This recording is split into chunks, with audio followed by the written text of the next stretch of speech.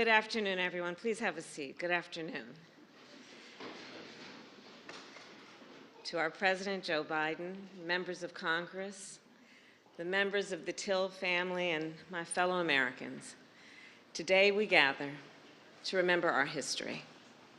We gather to remember an act of astonishing violence and hate, and to honor the courage of those who called upon our nation to look with open eyes at that horror and to act. The story of Emmett Till and the incredible bravery of Mamie Till Mobley helped fuel the movement for civil rights in America. And their stories continue to inspire our collective fight for justice. When I served in the United States Senate, I was so profoundly honored to sponsor the Emmett Till Anti-Lynching Act alongside Congressman Bobby Rush. And it was an even greater honor to stand beside our President, Joe Biden, as he signed the law that finally made lynching a federal crime. So many leaders here today made that progress possible. Our history as a nation is born of tragedy and triumph, of struggle and success. That is who we are. And as people who love our country, as patriots, we know that we must remember and teach our full history, even when it is painful, especially when it is painful. Today, there are those in our nation who would prefer to erase or even rewrite the ugly parts of our past, those who attempt to teach that enslaved people benefited from slavery, those who insult us in an attempt to gaslight us, who try to divide our nation with unnecessary debates. Let us not be seduced into believing that somehow we will be better if we forget. We will be better if we remember. We will be stronger if we remember. Because we all here know it is only by understanding and learning from our past that we can continue to work together to build a better future. And so now it is my great honor to introduce a leader who has dedicated his life to preserving and protecting our history. And Reverend Wheeler Parker Jr. just also shared with me that he and his wife will be celebrating this weekend their 56th anniversary of marriage. Reverend Wheeler Parker Jr.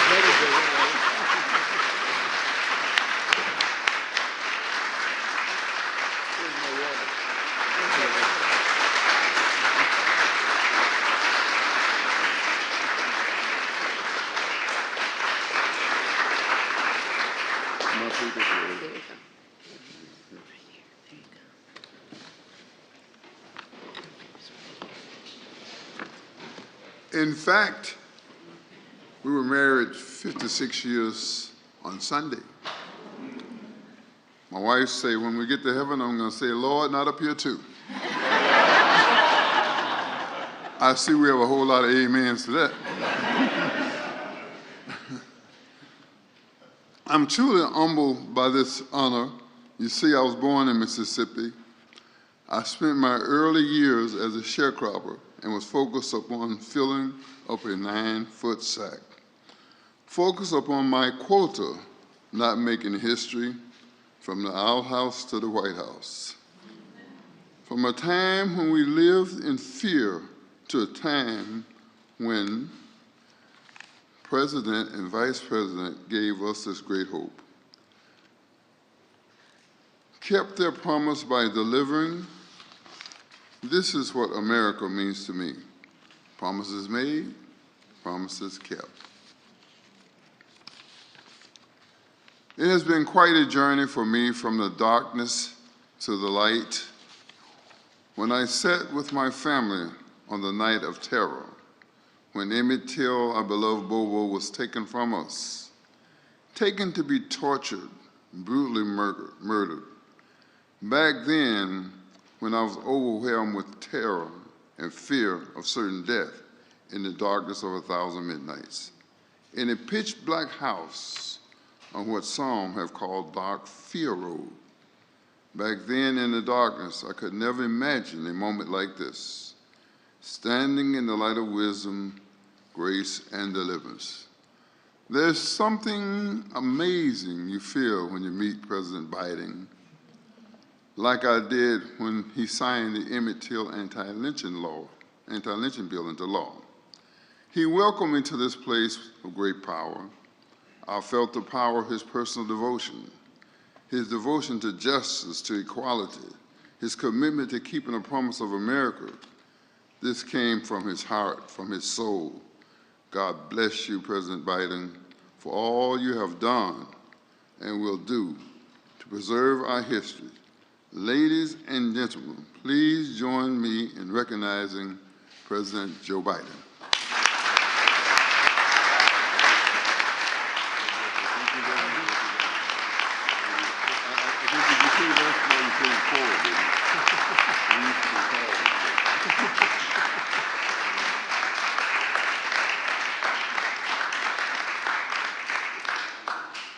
I'm not going to tell you to whisper to me.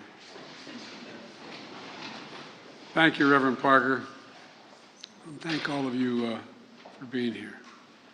I want to thank Kamala for her not only capacity to do what she does, but the fire with which she brings to the things she cares a lot about. To all the members of Congress, including Representative Benny Thompson, Senator Tammy Duckworth, Representative Danny Davis, and Senator Dick Durbin, who is, we wish a speedy recovery from COVID. He's just recovered from COVID right now. And who have long fought to honor the Till family. It's not new to any of them. To the Till family, it's an honor to be with you again. You know, when I was preparing these remarks, I quite frankly, and my colleagues will understand this, I found myself trying to temper my anger as I was writing it. I'm not joking.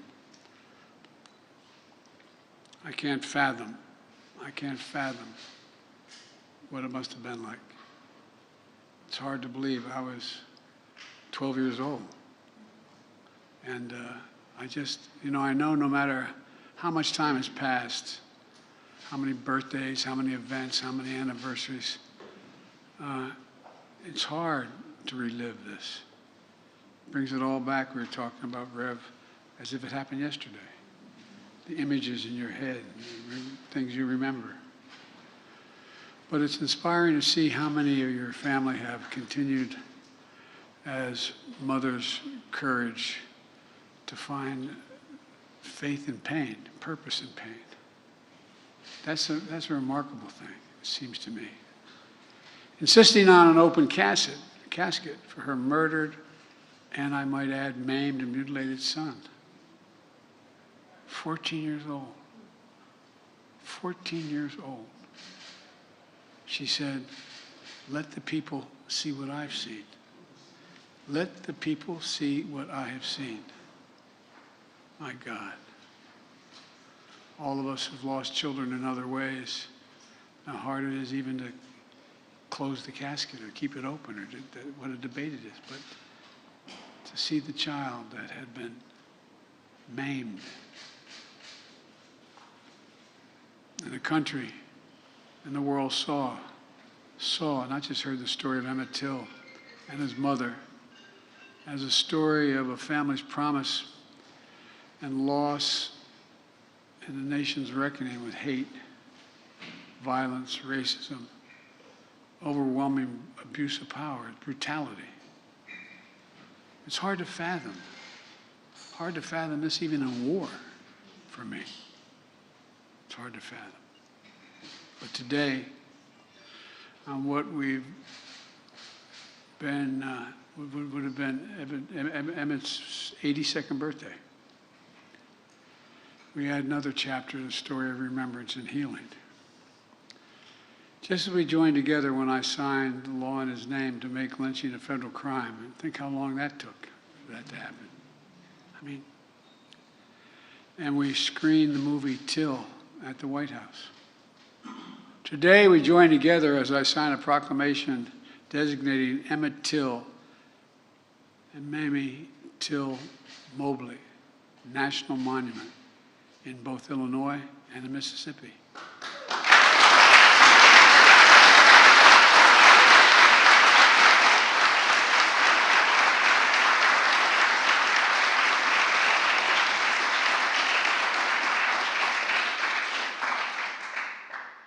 When we ended lynching as a matter of law, we talked about wanting to do this, but the support from the community has been so overwhelming. I thank the members of Congress for their support, but more than that, their leadership. At a time when there are those who seek to ban books, bury history, we're making it clear, crystal clear.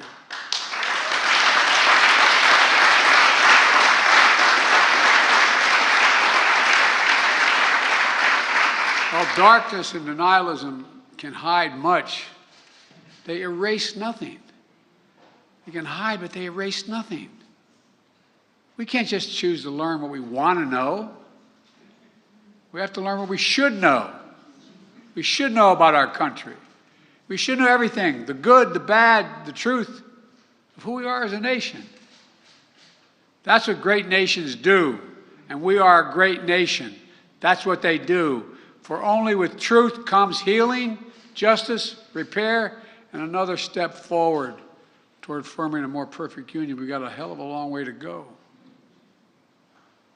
That's what's happening. That's what's going to happen with visitors of all backgrounds to learn the history of Emmett Till and Mamie Till Mobley through our national monument.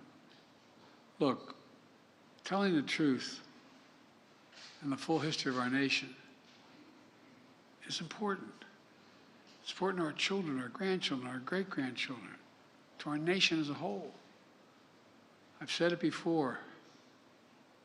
It was a lesson I learned coming out of not like real leaders in the civil rights movement, but I came out of the civil rights movement as a kid, as a public defender, and I used to, I used to think that you pass something that was good, you can make hate go away. Hate never goes away. It just hides. It hides under the rocks. And given a little bit of oxygen by bad people, it comes roaring out again. It's up to all of us to deal with that. Up to all of us to stop it. Up to all of us. The best way to do it is with the truth. It's used in a different context, but I think it applies here. Silence is complicity. I will not be silent, nor will you be silent about what happened.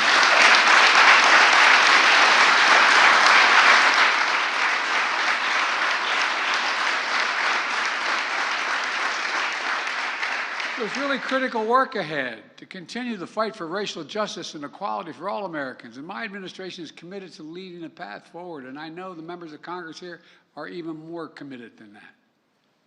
I'm going to close with this. The reason the world saw what Mrs. Till Mobley saw was because another hero in this story, the black press. No, I'm serious. Jet Magazine, the Chicago Defender, and other newspapers and radio announcers who told the story were unflinching in the bravery with which they told that story, making sure America saw what they saw. Ida B. Wells once said, quote, "The way to right wrongs is to turn the light of truth upon them. The way to right wrongs is to shine the light of truth on them." Well, that's our charge today. By the way, parenthetic, do you ever think we'd be talking about banning books in America?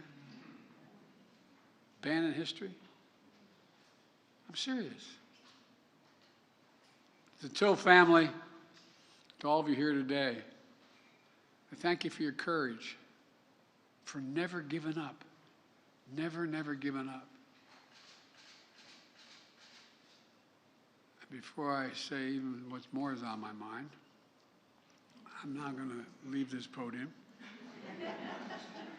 No, it's just barbaric. Barbaric what happened.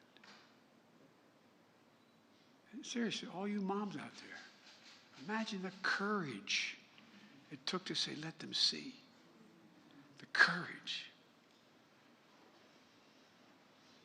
It's now my honor to sign this proclamation in memory of Emmett Till and Miss Mamie Till Mobley. And I thank you all for being here. And I know I'm considered too much of an optimist, but I believe if we keep pushing, we're going to continue to make progress. We're going to continue to make progress. That's already being made. The idea that when that 14-year-old was buried, that in this Indian treaty room there were this many people of color holding powerful office, changing the direction of the country, would have been beyond our comprehension. And we're just getting started.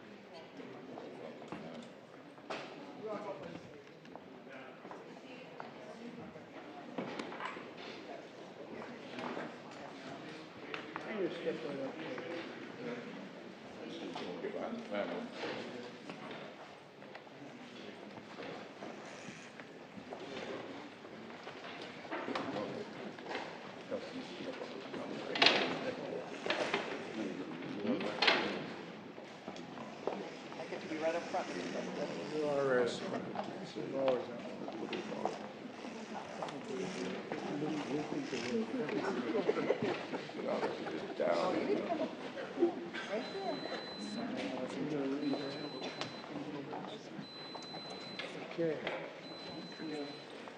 You ready?